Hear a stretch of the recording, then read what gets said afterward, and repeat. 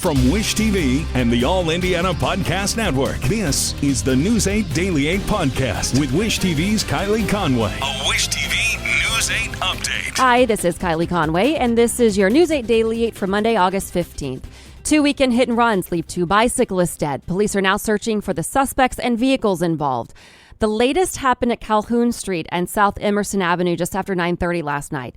Investigators think the man was riding north on Emerson when a white Chevy truck with a black flatbed hit him. Police say the driver kept going on Emerson. The first hit and run happened late Saturday night on Keystone near 32nd Street. Police say a woman was riding a bike north when someone going the opposite direction hit her. They say the woman died at the scene. So far, police have not released any information about either victim. Six Flags Great America will reopen today after a parking lot shooting shut it down early. Officers first arrived at the amusement park north of Chicago around 8 last night. Police say multiple suspects got out of a car near the park entrance and began shooting at another person before driving off. Police say medics took a 17-year-old boy and a 19-year-old woman to the hospital with non-life-threatening injuries. A third victim declined to go to the hospital. So far, police have not made any arrests. Police in Phoenix, Arizona say a mass shooting left a man dead and 4 others injured. It happened early yesterday morning. Police say it started as a fight between several men during a house party. Police say the suspect shot multiple times into a crowd as he tried to run off. Investigators say witnesses held down the suspect until officers got there and arrested him. Police say 2 men and a woman went to the hospital and a girl suffered life-threatening injuries. The suspected gunman is also in the hospital and there's no word on his condition. A shooting in Georgia kills 1 person and injures 3 others at an apartment complex. It happened before 11 Saturday night in College Park, a city outside of Atlanta. Police have not said anything about the condition of the other 2 victims or any details about the person killed. In Texas, the brother of a former All-Pro in the NFL is wanted in connection with a deadly shooting at a youth football game. The Lancaster Police Department issued an arrest warrant for Yaqub Talib. His brother, Aqib Talib, is now a broadcast analyst. He played 12 seasons, including on the Super Bowl winning Broncos. On Saturday, police say the coaches and officiating crew started arguing, and at some point, authorities say Yaqub Talib fired a gun. Police have not released the name of the victim. There's a new call for calm from some political leaders after the FBI search of the Florida estate of former President Donald Trump. The search led to sharp criticism from many of Trump's supporters, ranging from calls for the FBI to be defunded to outright threats. The Department of Homeland Security says some people discussed bombing the FBI headquarters or starting a civil war. Last week, demonstrators gathered outside the FBI office in Phoenix, and a man critical of the raid was shot to death after trying to breach the Cincinnati FBI office. Today marks 1 year since the Taliban took over Afghanistan. And now a new House GOP report claims a failure to plan led to the chaotic U.S. troop withdrawal. CNN got a hold of the final draft, a scathing criticism of the Biden administration. It shows that the administration had just 36 State Department officials at the Kabul airport to process Afghans trying to evacuate. The report claims there was 1 consular officer for every 3,444 evacuees. The report finds evacuation flights overwhelmingly carried men and took off often at half capacity. Both the State Department and the Pentagon have conducted their own reviews of the withdrawal, but neither of the departments have released any findings. In Clark County in southern Indiana, where the Democratic Party claims mismanagement led to a crisis at the county jail, they claim the situation led to sexual assaults of close to 30 female inmates. As we've reported, a federal civil rights lawsuit claims a jail officer sold keys to male inmates last October, allowing them to terrorize the female inmates. We'll learn more about the concerns of Democratic representatives in a briefing scheduled for 11 o'clock this morning. New CDC data shows the monkeypox outbreak is disproportionately affecting minorities in America. The White House declared monkeypox a public health emergency earlier this month. And so far, there are more than 11,000 confirmed cases in the United States. 78 of those are in Indiana.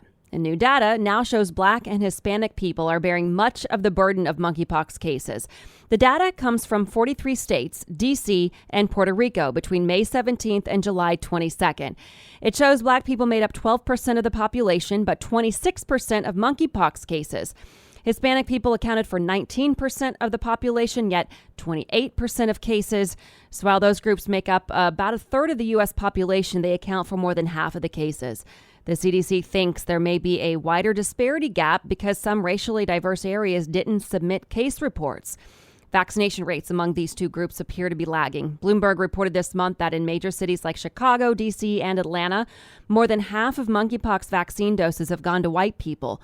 The CDC reports nearly all cases have been among men who reported recent male-to-male sexual or close intimate contact. So far, the White House has shipped around 6,700 doses of the vaccine to Indiana. The state health department says you should reach out to your local health department or doctor if you want the vaccine. State leaders say that they are administering doses mainly to people who have been a close contact of a case.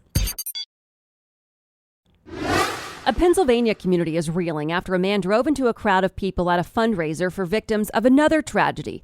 State police say 24-year-old Adrian Oswaldo Sura Reyes told them that he'd gotten into an argument with his mother and was frustrated when he rammed his car into the crowd Saturday night in Berwick. One person in the crowd died and 17 others were injured. Police say that Sura Reyes then returned home and beat his mother to death. Officials say about 75 people had gathered for a fundraiser for the victims of a recent deadly house fire. Police say Sura Reyes told officers he was tired of fighting with his mother and just wanted it all to end. He faces 2 counts of criminal homicide. Attorneys for basketball star Brittany Griner have filed an appeal against her 9-year Russian prison sentence. Griner was arrested in February and sentenced earlier this month for illegally bringing cannabis oil into the country. The grounds for appeal is not yet clear. The U.S. State Department considers Russia to be wrongfully holding Griner. Sunday, a senior Russian diplomat confirmed that countries are talking about a prisoner swap that would exchange Griner for a Russian arms dealer.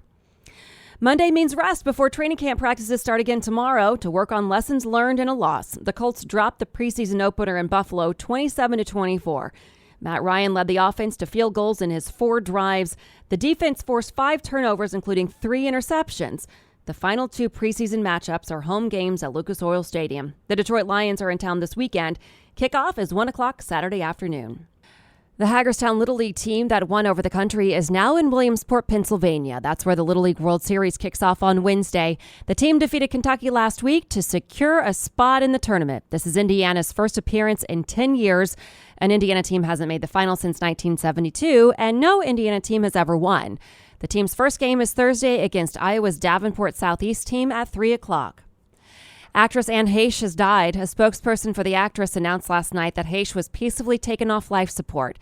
She'd been in Los Angeles Burn Center since August 5th when her car crashed into a home, starting a large fire. Family members said late last week that Heche would not recover but had been on life support in hopes that her organs could be donated. Heche was 53. Through an attorney, actor Alec Baldwin says a newly released FBI report about the deadly shooting on a movie set is being misconstrued. The report, released over the weekend, says the gun Baldwin was holding could not be fired without pulling the trigger. Baldwin's attorney says that is not accurate, and the gun fired in testing one time without a trigger pull did happen. Baldwin had the gun while rehearsing a scene in October in New Mexico. The shot killed cinematographer Helena Hutchins and injured director Joel Souza. The Santa Fe County Sheriff's Office says it has the report and will now focus on how a live round of ammunition made it onto the movie set. Now to business headlines. New analysis shows inflation is costing the average American $717 a month. Higher prices have already cost Americans $8,607 over the past year. The JEC Republicans, who launched the state inflation tracker in April to monitor how much higher prices are costing Americans across the U.S., calculated the figure by comparing prices for goods and services in July versus how much households would have paid for those same items in January of 2021. The average U.S. price of regular grade gasoline plummeted 45 cents over the past 3 weeks to $4.10 a gallon. Industry analyst Trilby Lundberg of Lundberg Survey said Sunday that the continued decline comes as crude oil costs remain low. A separate survey last week showed the average price at $3.99 a gallon. AAA says prices in central Indiana have fallen about 12 cents in the past week. California leads the world in production of processing tomatoes, the variety that gets canned and used in commercial kitchens to make some of the most popular foods. The problem is the worst drought in 1,200 years is forcing farmers to grapple with the water crisis that's undermining the crop, threatening to further push up prices from salsa to spaghetti sauce. Retail is a major focus this week, with investors digesting July's sales data on Wednesday and corporate earnings throughout the week from major players, including Walmart, Home Depot, Lowe's, Target, TJX companies, and Kohl's. Investors will also get fresh updates from the Conference Board's Index of Economic Leading Indicators and existing home sales. More colleges are using TikTok to recruit students. BizJournal says Siena College is one who believes it's an effective way to reach potential students. A survey by College Pulse says more college students are using social media to find a job. And finally, Stranger Things star Millie Bobby Brown is leaning into her character's Indiana roots. The actress revealed in an interview with Allure magazine that she is an online student at Purdue University. Brown is studying human services, which includes human development and family studies. Ironically, the Netflix TV series she stars in takes place in Indiana, as you likely know, and makes references to Purdue and other universities in our state. This has been your News 8 Daily 8 for Wish TV. I'm Kylie Conway. Online at wishtv.com and follow us on Facebook when you search Wish TV. This is the News 8 Daily 8 podcast with Wish TV's Kylie Conway. A Wish TV News 8 update on demand. For even more, on demand and on the go. Connect with Wish TV on Facebook at wishtv.com and on the free Wish TV mobile app. Thank you for listening. And be sure to like, subscribe, and follow this podcast for updates every weekday morning on the All Indiana Podcast Network and wherever you get your podcast.